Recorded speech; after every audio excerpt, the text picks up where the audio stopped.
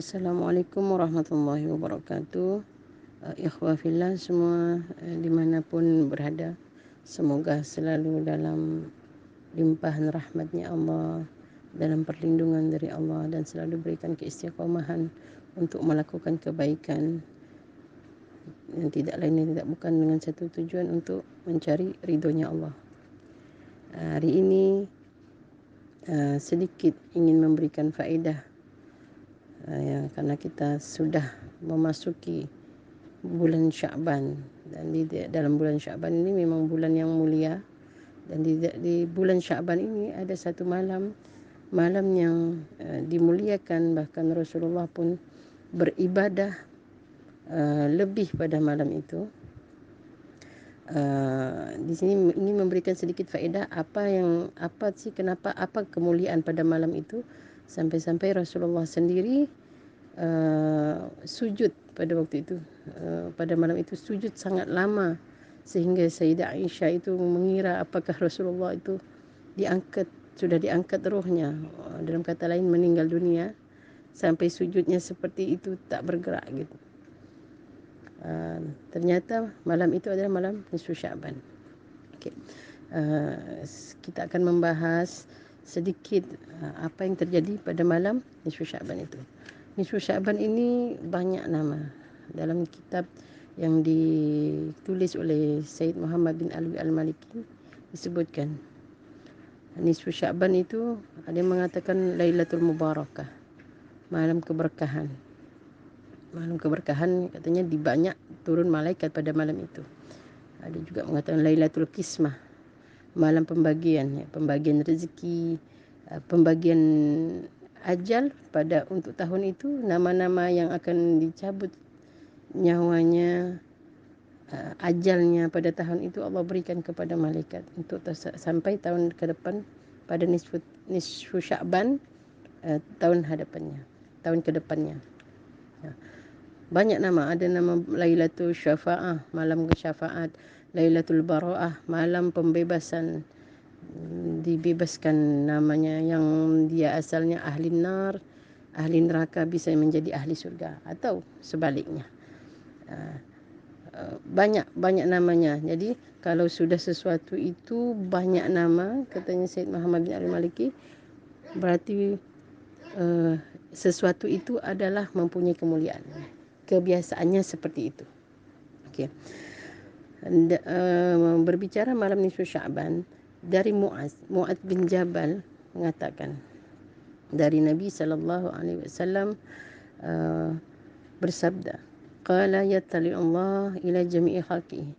Jadi pada malam itu Allah itu melihat kepada semua makhluknya, ya. Kita bahas dari kata melihat ini, ya. Allah, dikatakan Allah melihat kepada makhluknya itu hanya terjadi pada 2 malam, yaitu malam nisfu Sya'ban dan pada malam awal Ramadan, ya. Kebiasaannya Allah kalau memberikan rahmat itu lewat perantara, kadang malaikat, kadang lewat majlis, ya. Kalau kita datang kepada suatu majlis, maka di situ akan turun rahmat. Jadi ada perantaranya lewat majlis. Atau kalau kita melihat wajahnya orang alim, dengan ta'zim, dengan kata lain melihat wajahnya guru, orang alim, orang soleh, itu dapat menurunkan rahmatnya Allah. Pernah diriwayatkan dari seorang syekh, aku kalau sudah merasa ibadahku agak kurang semangat, maka aku akan pergi kepada orang soleh. Melihat wajah orang soleh itu akan membekaskan, menaikkan keimanan, menaikkan semangat ibadah 40 hari. Subhanallah, hanya dengan melihat wajah orang soleh. Bagaimana dengan naik lagi ke atas, melihat kepada para sahabat, melihat kepada Rasulullah. Melihat kepada Rasulullah ini mengingatkan cerita kepada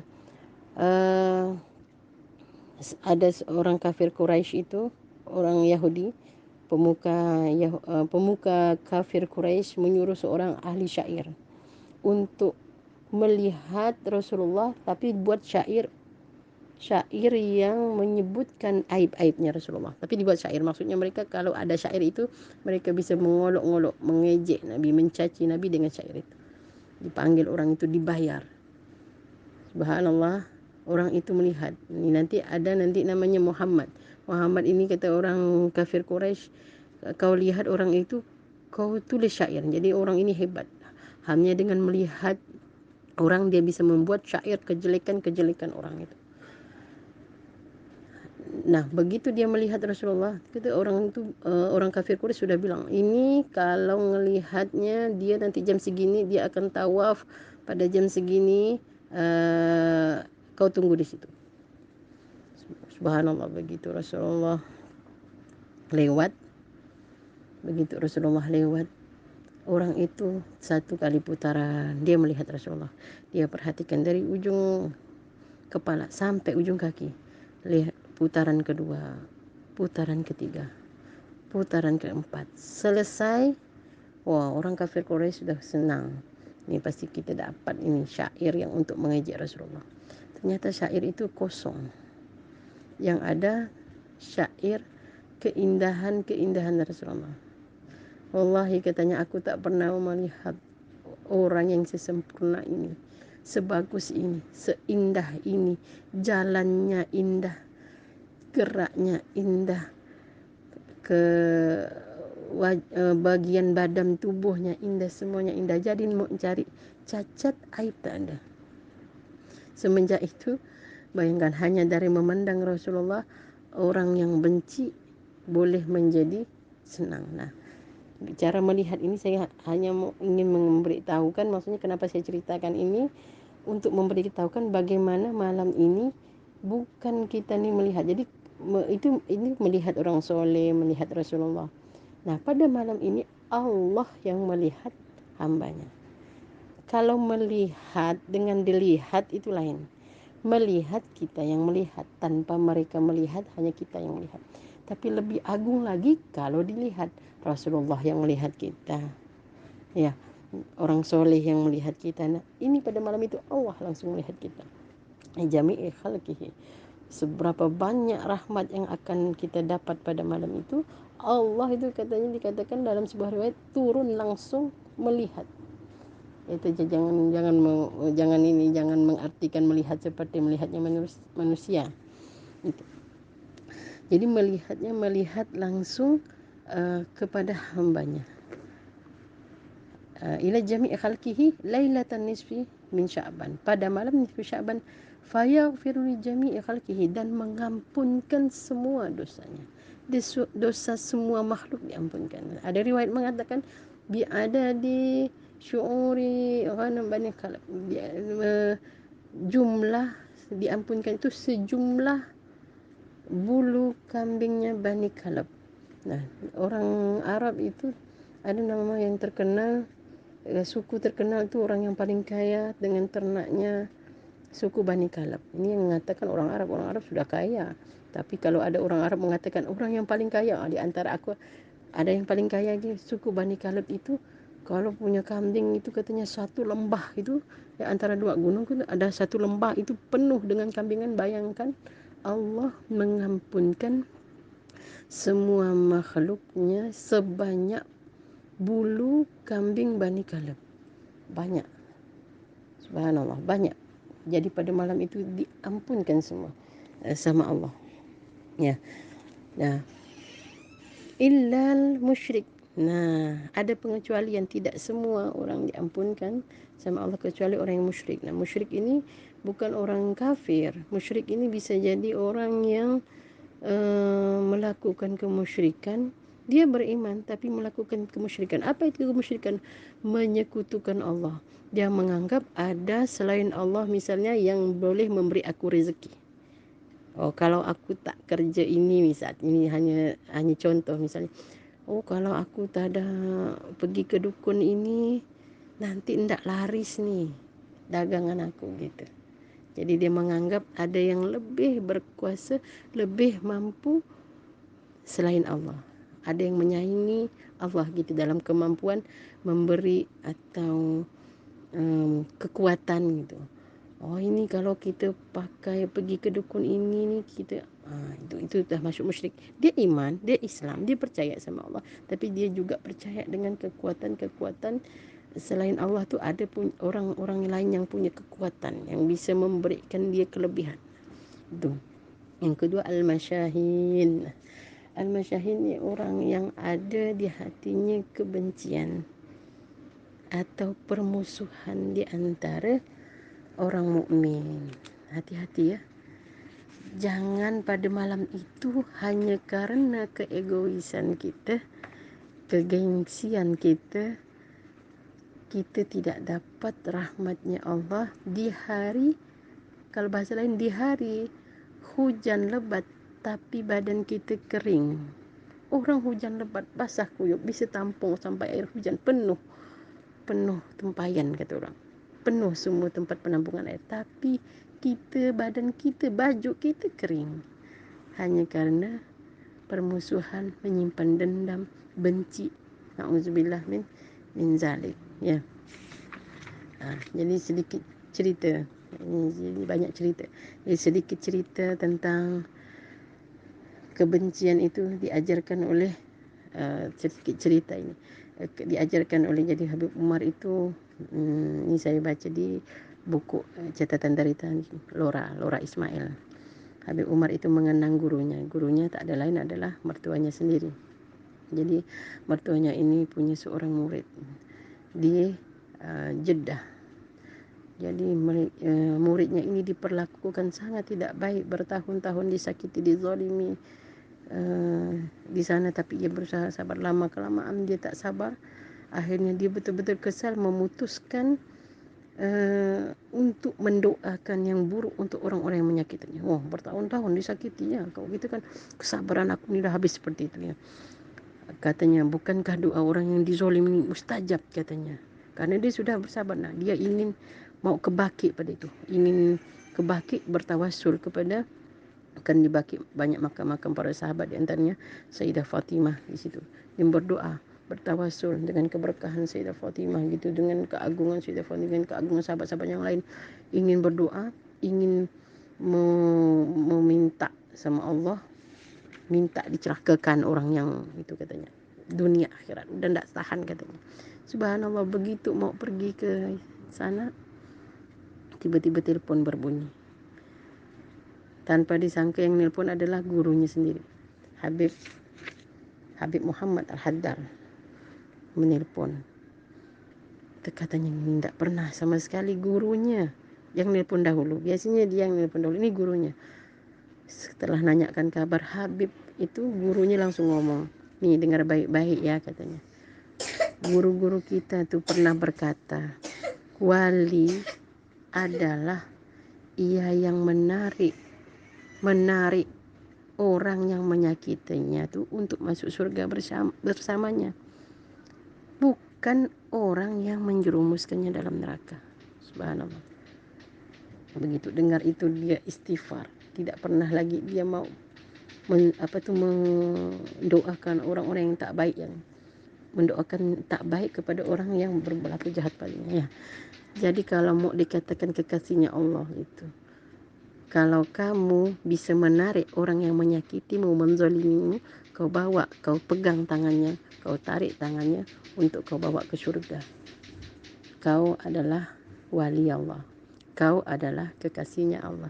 Tapi kalau kau bawa orang itu dengan mendoakan orang itu jahat, tak selamat kau dunia akhirat, tak kumaafkan kau sampai hari akhir, hingga orang itu tidak mendapat ampunan Allah hanya karena berkelis kata kita, ada masalah dengan kita, maka kita bukan masuk pada wali ya. Nah, jadi jangan sampai hanya gara-gara yang sepele, tidak ada hal yang sebanding dengan rahmatnya Allah.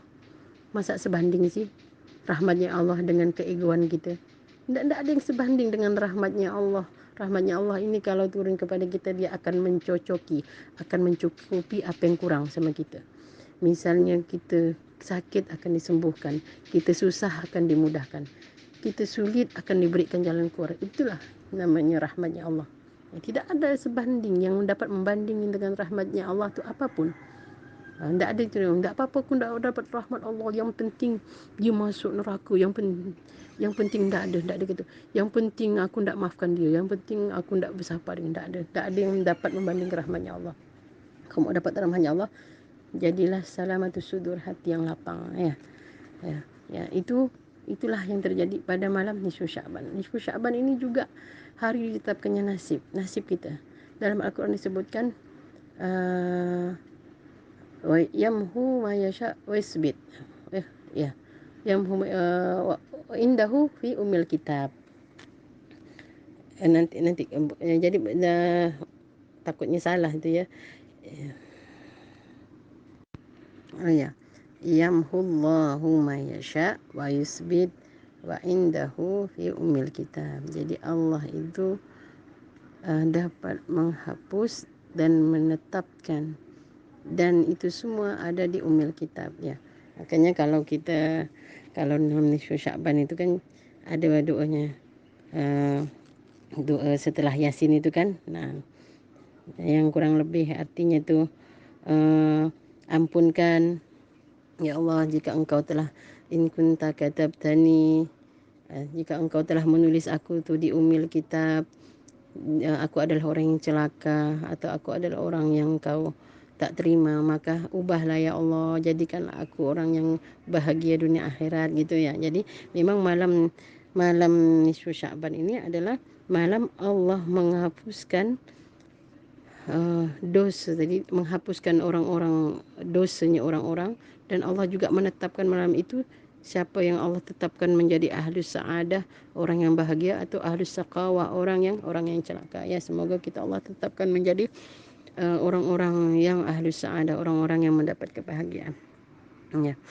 Jadi pada malam itu uh, Allah melihat langsung jadi kepada kita, melihat dan turun langsung memberikan rahmatnya kepada kita. Jadi jangan sampai disia-siakan. Apa yang mesti kita lakukan? Para ulama telah mengajarkan kepada kita pada malam itu membaca Yasin 3 kali. Yasin 3 kali. Yang pertama diniatkan. Niat yang pertama apa? Panjang umur dalam ketaatan, fil khair wal afiyah. Panjang umur ya. Panjang umur jangan hanya minta panjang umur belaka. Kalau panjang umur tapi panjang umur sampai 100 tahun di atas tempat tidur tak dapat melakukan amal ibadah, tidak. Mintalah sama Allah panjang umur ya Allah dalam ketaatan. Walaupun umur 60, 70, tapi dalam 70 yang paling banyak itu adalah umur ketaatan. Ya, jangan hanya minta panjang umur, tapi tak ada ketaatan ibadah. Yang kedua, minta dijauhkan bala dan urusan rezeki. Ya, jangan urusan rezeki itu hanya yang berkaitan dengan harta, hanya yang berkaitan dengan jabatan, hanya yang berkaitan dengan urusan pekerjaan. Itu dah biasa. Kalau urusan rezeki yang seperti itu, mintalah yang lebih. Minta uruskan rezeki itu. Ya Allah, mintalah rezeki. Rezeki itu ada rezeki akal. Minta rezeki akal itu apa? Ya Allah, berilah kami ilmu-ilmu yang manfaat. Di antara rezeki akal itu diberikan guru-guru yang dapat menunjukkan. Di antara rezeki akal itu diberikan ilmu manfaat. Dan di antara rezeki akal itu diberikan guru-guru yang dapat menuntun kita. Banyak orang-orang di sana yang tak Allah berikan, tak Allah tunjukkan dia dapat seorang guru. Hanya belajar dari Google, hanya belajar dari YouTube, tak ada gurunya. Seperti ini. Tapi kita alhamdulillah di majlis kita Allah datangkan guru, boleh menuntun kita, boleh mengajarkan kita dari yang kita tak tahu, yang kita tak faham, kesalahan, kefahaman yang mungkin agak melenceng, yang kita tak faham, salah mengartikannya, tapi guru kita boleh betulkan ini maksudnya, ini maksudnya. Alhamdulillah, itu adalah rezeki akal. Rezeki badan diberikan badan yang sehat, fil wal afiyah, dalam menjalankan ibadah. Ada lagi namanya rezeki hati. Diberikan hati yang lapang, keluarga yang soleh. Keluarga yang soleh apa? Kalau kita punya keluarga yang soleh, tak mungkin akan merisaukan hati, membuat hati kita cemas, membuat hati kita risau, membuat kita sakit hati. Diminta sama Allah rezeki, kenikmatan dalam beribadah, kenikmatan dalam membaca Al-Quran, kenikmatan dalam bertahajud. Diberikan rezeki uh, nikmat seperti nikmatnya solat para kekasih Allah yang boleh sampai 1000 rakaat, yang boleh membaca Al-Quran, saking nikmatnya satu hari hatam. Itu diminta. Jangan hanya sebatas rezeki itu. Paling dikatakan paling miskinnya seseorang tuh kalau dia hanya punya harta, tidak punya lain kecuali punya harta. Itu paling miskin orang. Nah, yang ketiga, mintalah husnul khotimah. Husnul khotimah ini jangan hanya pada waktu meninggal kita husnul khotimah. Dikatakan kalau dapat minta husnul khotimah dunia dan akhirat. Husnul khotimah dalam muamalah kita, husnul khotimah apa muamalah kita dalam keadaan yang baik, diberkahi, tidak ada terjadi penipuan. Husnul khotimah. Begitu akhir hayat husnul khotimah, Rasulullah hadir. Pada saat dibangkitkan, kita dibangkitkan bersama, digolongkan dengan orang-orang yang soleh di belakang Rasulullah di hari mahsyar, pada saat dikumpulkan di mahsyar, kita adalah termasuk orang-orang yang bukan termasuk orang-orang yang tenggelam dengan keringatnya, tapi adalah orang-orang yang seperti menunggu pada waktu duha, menunggu waktu zuhur sebentar, tidak diberi Allah siksa, menunggu waktu yang lama di tengah terik matahari. Minta juga kebahagiaan begitu berjalan di sirat dimudahkan, tidak mudah digelincirkan, kalau bisa secepat kilat kita, dan di belakang Rasulullah, dan dimintakan satu syurga bersama Rasulullah. Minta yang seperti itu kalau husnul khatimah. Ya, husnul khatimah dalam segala hal, dari dunia sampai akhirat, barzakh, di siratnya sampai bersama Rasulullah. Ya, mungkin agak panjang ya, tapi semoga bermanfaat, berfaedah. Ya, dari itu kalau sudah membaca Yasin itu apa sih harapannya dengan membaca Yasin ya, kita bukan hanya di satu rumah, mungkin pada malam itu satu kampung, bukan hanya satu kampung, satu negara, bukan hanya satu negara tapi satu dunia, dengan harapan kalau sudah membaca Yasin malam itu dihidupkan, semoga Allah limpahkan rahmat untuk negeri dunia kita, negeri kita masing-masing, untuk kota kita, untuk rumah kita, keluarga kita. Allah limpahkan rahmat, angkat semua balak musibah yang dah kita sering dengar terjadi. Mungkin terjadi gempa di Turki, terjadi pembunuhan di daerah dekat kita, penculikan, semuanya. Allah, terjadi balak musibah, Allah angkat, Allah berikan rahmat semuanya. Allah jaga kita dengan harapan seperti itu. Pada momen ini saya pribadi minta maaf atas segalanya. Dilapangkan hati dari perkataan saya, dari tingkah laku saya, semuanya. Yang kurang dari saya itulah menunjukkan kelemahan saya, bahwa saya bukan makhluk yang sempurna, banyak kekurangan yang masih perlu belajar. Adapun misal yang dilihat baik dari saya itu adalah dari Allah yang ingin menutupi aib saya. Mohon maaf untuk kepada semuanya yang ada di sini, maaf lahir batin. Semoga kita mendapatkan rahmat Allah, mendapatkan ampunan Allah, dilihat Allah langsung. Kita dapat dilihat Allah dilihat Allah di dunia, dan semoga Allah takdirkan kita mendapatkan nikmatan yang paling nikmat di syurga nanti, melihat wajahnya Allah. Amin ya rabbal alamin. Mungkin ini saja yang dapat saya sampaikan. Kurang dan lebihnya saya minta maaf. Wabillahi taufiq wa hidayah. Assalamualaikum warahmatullahi wabarakatuh.